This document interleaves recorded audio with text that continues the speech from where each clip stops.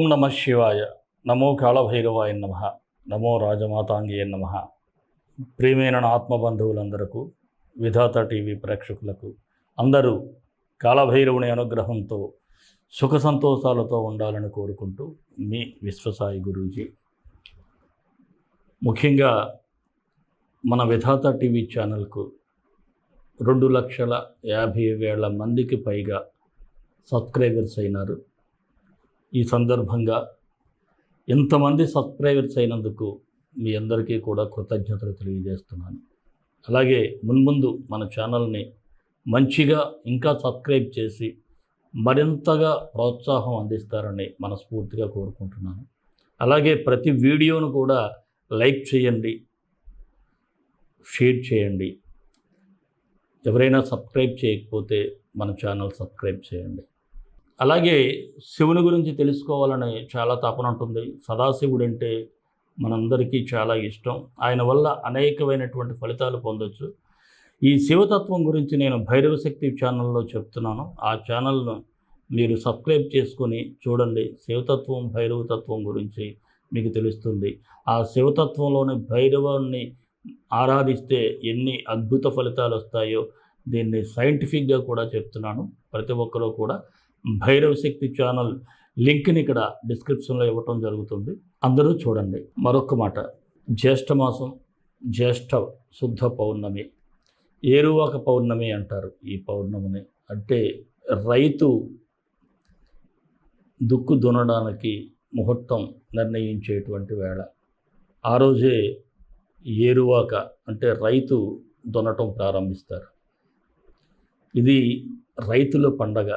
అందుకే రైతన్నలందరికీ కూడా నా శుభాకాంక్షలు. మీ అందరికీ కూడా ఈ ఏడాది మంచి పంటలు పండాలని ఆ భైరవుని ప్రార్థిస్తూ ఉన్నాను. అలాగే అదే రోజు ప్రదోష వేళలో మన పీఠంలో ఎప్పటిలాగే రాజమాతాంగి సహిత కాళభైరవ హోమం జరుగుతుంది. ఈ పౌర్ణమికి చాలా విశిష్టత ఉంది కాబట్టి మీరు ఎవరైనా సరే ఈ హోమంలో పరోక్షంగా పాల్గొనవచ్చు. అలాగే అందరూ కూడా దోషాలు ఉన్నా లేకపోయినా, ఇబ్బందులు ఉన్నవారు లేకపోతే రాకుండా ఉండడం కోసం ఇటువంటి హోమంలో పాల్గొంటే అద్భుతమైనటువంటి ఫలితాలు వస్తాయి. అనేక మంది పొందుతున్నారు. అలాగే ప్రతి ఒక్కరికి కూడా గోత్రనామాల వీడియో పర్సనల్గా అందుతుంది. అలాగే ప్రసాదం కూడా మీ ఇంటికి చేరుతుంది. ఇంకా అన్నప్రసాద సేవ, 10 మందికి భోజనం పెట్టడం ఒక అదృష్టంగా భావిద్దాం. అందరి ఆకలిని తీరుద్దాం. మన ఆకలిని ఆ పరమేశ్వరుడే తీరుస్తాడు. అందరికీ కూడా మరొక్కసారి ఈ జ్యేష్ఠ పౌర్ణమి శుభాకాంక్షలు తెలియజేసుకుంటూ, ముఖ్యంగా రైతన్నలకు మరి హోమంలో పాల్గొనాలి అనుకునేవారు ఈ స్క్రీన్ మీద స్క్రోల్ అవుతున్నటువంటి నెంబర్కు వాట్సాప్ మెసేజ్ చేస్తే వివరాలు తెలియజేయబడతాయి. ఇంకొక మాట, మన పీఠానికి అనుబంధంగా ఒక ఆర్ఫనేజ్ హోమ్ అంటే చిన్నపిల్లలకు, ఇటు తల్లిదండ్రులు లేని వారికైనా సింగిల్ పేరెంటెడ్ పిల్లలకి మనం హోమ్ని ప్రారంభించేసాం కూడా. ఆల్రెడీ సుమారు ఒక 10 మంది వరకు పిల్లలైతే ఉన్నారు. రేపు 13వ తారీఖున స్కూల్స్ రీఓపెనింగ్.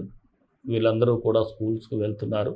ఇది ఎక్కడుంది ఈ ఆశ్రమం అంటే విశాఖపట్నంలో ఉంది. అది గ్రహించి ఎవరైనా పిల్లలు ఉన్నట్లయితే మేము చేర్చుకుంటాం, మీరు పంపించండి. అయితే మన హోమ్కి సంబంధించి ఒక డీటెయిల్డ్ వీడియో సపరేట్గా చేస్తాను. ప్రతిదీ ఇందులోనే చెప్తూ ఉంటే ఈ రాశిఫలాలు బాగా లేట్ అవటం, కొంతమంది ఇబ్బంది పడటం కూడా జరుగుతుంది. నేనైతే మరొక వీడియో చేస్తాను. నిజంగా ప్రేమ, దయ, సానుభూతి ఉన్నవాళ్ళు ఆ వీడియో చూడండి. తప్పకుండా చూసి మీరు స్పందిస్తారని ఆశిస్తాను. మరి వీడియోలోకి వెళ్ళిపోదాం. మీనరాశి జూన్ 16 నుంచి 30 వరకు ఈ మీనరాశి వారికి ఎలా ఉంటుందో ఒక్కసారి చూద్దాం. మిశ్రమ ఫలితాలు అయితే కనిపిస్తూ ఉన్నాయి ఈ పక్షం రోజులు కూడా. ఆర్థిక పరిస్థితులు అయితే గతం కంటే కాస్త మెరుగవుతున్నాయి అనుకుంటే అనుకోని ఖర్చులు మిమ్మల్ని ఇబ్బంది పెట్టే అవకాశం ఉంది. డబ్బులు వస్తున్నాయి కానీ ఖర్చు అయిపోతూ ఉన్నాయి. అలాగే మీ లైఫ్ పార్ట్నర్ అయితే కెరీర్లో ఒక స్టెప్ ముందుకు వేస్తారు. ఇటు ఆడవాళ్ళు అయితే మగవారు, మగవారు అయితే ఆడవాళ్ళు, మీ జీవిత భాగస్వామి. ఇక నూతన పరిచయాలతో మాత్రం కాస్త జాగ్రత్తగా వ్యవహరించాలి. ఎవరైనా నూతనంగా పరిచయం అయితే కాస్త ఆలోచించి వాళ్ళతో రేపో అనేది మెయింటైన్ చేయాలి. అలాగే ఈ మీనరాశి వారు కొంతమందిని చూస్తే ఏదో మనకి ఎవరో రికగ్నైజ్ చేయాలి అనేటువంటి ఆలోచనతో పనిచేస్తూ ఉంటారు. ఎవరి రికగ్నైజేషన్ కోసము కాదు, మీకోసం మీరు పెర్ఫెక్ట్గా పనిచేస్తే డెఫినెట్గా మీ రిజల్ట్స్ మీకు వస్తాయి. పక్కవాడి కోసం మాత్రం పని చేయకండి. అలాగే మీ సహోదరుల సలహాలు కూడా మీకు బాగానే పనిచేస్తాయి. వారు కూడా గుడ్ అడ్వైజెస్ ఇస్తారు. ఇక ఇతరుల విషయాల్లో జోక్యం మీకు అంత మంచిది కాదు. అది చుట్టు తిరిగి మీ మెడకే చుట్టుకుంటూ ఉంటుంది. అన్నసరిగా అదర్స్ మ్యాటర్స్లో మాత్రం మీరు ఎంటర్ అవ్వద్దు. ఇటు బంధువుల్లోనైనా సరే మీరు అన్నసరిగా ఎంటర్ అయ్యి మళ్ళీ ఆ సమస్య చుడిదిరిగి ఎలా ఉంటుందంటే నీ నెత్తి మీద తేలుందంటే నీ చేతితో తీసేయమంటారు. అప్పుడు మీకు సరిపోతుంది. కానీ నూతన వాహనాలు కూడా కొనుగోలు చేసుకునేటువంటి అవకాశాలు ఉన్నాయి. రుణ ఒత్తిడి అయితే అధికంగా ఉంది. ఎవరైనా అప్పులు చేసినట్లయితే తీర్చమనేటువంటి ఒత్తిడి అయితే ఎక్కువగా ఉంటుంది. ఈ కోర్టు సమస్యలో ఉన్నవారికైతే కాస్త ఉపశమనం అయితే కనిపిస్తూ ఉంది. అయితే ఎవరికైనా మీరు తొందరపడి వాగ్దానాలు చేసినా వారు వచ్చి మీ దగ్గర కాస్త కన్నీళ్ళు పెట్టుకుంటే ఏదో చేసేస్తానని వాగ్దానాలు చేస్తే అది తీర్చడం అంత ఈజీ కాదు. వాగ్దానం చేసినంతగా దాన్ని నిలబెట్టుకోవడం చాలా కష్టం. ఆలోచించండి. నిరుద్యోగులకైతే అవకాశాల కోసం చాలా ఎఫర్ట్స్ ఎక్కువగా పెట్టాల్సి ఉంటుంది. రాజకీయ నాయకులకైతే ప్రజల్లో కాస్త వ్యతిరేకత అయితే ఉంటుంది. ఆచితూచి నిదానంగా మాట్లాడటం, వ్యవహరించడం చాలా మంచిది. ఉద్యోగస్తులకైతే మిశ్రమ ఫలితాలు ఉంటాయి. ఎవరైనా ఈ ప్రొఫెషన్లో అటు నుంచి ఇటు చేంజ్ అవ్వటం, లేకపోతే సెక్షన్ బదిలీ కావటం, ఇలాంటివి ఎవరికైనా ఉంటే కాస్త ఒత్తిడి ఎక్కువగానే కనిపిస్తూ ఉంది. నిదానంగా సెటిల్ అవుతారు. కాకపోతే మొదట్లో కాస్త స్ట్రెస్ అయితే ఫీల్ అవుతారు. వ్యాపారస్తులకైతే లాభాలు అంతంత మాత్రంగానే కనిపిస్తున్నాయి. అసహనానికి ఏదో ఒక పనులు ఆటంకాలు ఏర్పడటం వల్ల కాస్త ఇరిటేషన్ అయితే మీకు కనిపిస్తూ ఉంది. పనులుంటాయి, ఏదో చిన్నపాటి ఆటంకాలు ఉంటాయి, మరలా అవే సర్దుకుంటాయి. దానికోసం ఇరిటేట్ అయిపోవలసినంత అవసరం లేదు. నిదానంగా ఉండండి. షేర్ మార్కెట్ అయితే అంత అనుకూలంగా కనిపించడం లేదు. కళాకారులకైతే అవకాశాలు నిదానంగా వచ్చే పరిస్థితి ఉంది. ఆరోగ్యపరంగా చూస్తే శ్రద్ధ పెట్టాలి. వెన్ను సమస్యలు వచ్చే అవకాశాలు ఉన్నాయి.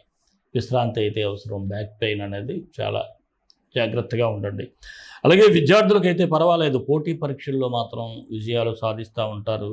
అయితే కొన్ని తొందరపాటు డెసిషన్స్ తీసుకోవటం, కొన్ని అవకాశాలు వచ్చినా వదిలేసుకునేటువంటి పరిస్థితులు ఉన్నాయి. అందువలన మీకు కాస్త ఎవరైతే సుపీరియర్స్ ఉంటారో వాళ్ళ అడ్వైజర్తో ముందుకు వెళ్తే మంచిది. కానీ ఏదో మీకు మీరే మీ ఫ్రెండ్స్తో మాట్లాడేసుకుని నిర్ణయాలు తీసుకుంటే ఇబ్బందులు అయితే ఉంటాయి. మరి మీనరాశి వారికి గ్రహ సంచారం ఎలా ఉందంటే బుధ శుక్రులు అయితే శుభ ఫలితాలే ఇస్తూ ఉన్నారు. అలాగే రవి కుజులు మాత్రం అనుకూలంగా లేరు, ప్రతికూల ఫలితాలు ఉన్నాయి. మరి ఈ మీనరాశి వారికి మరింత మంచి ఫలితాల కోసం విశ్వగురు సక్సెస్ మంత్రాలు పఠించండి, విజయాలు సాధించండి.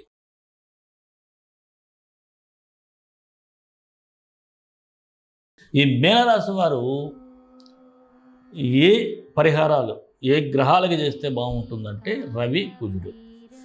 సూర్యగ్రహానికైతే ఓం ఆదిత్యాయ నమః, ఓం ఆదిత్యాయ నమః ఈ మంత్రాన్ని ప్రతినిత్యం 19 సార్లు ఉదయం సాయంత్రం పఠించండి.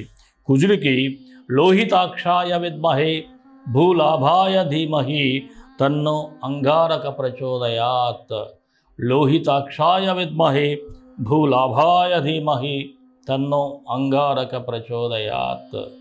ఈ మంత్రాన్ని కూడా ఉదయం సాయంత్రం 18 సార్లు పఠించటం, ప్రతి మంగళవారం కూడా సుబ్రహ్మణ్య స్వామి గుడికి వెళ్ళటం మీకు శుభ ఫలితాలు అయితే వస్తాయి.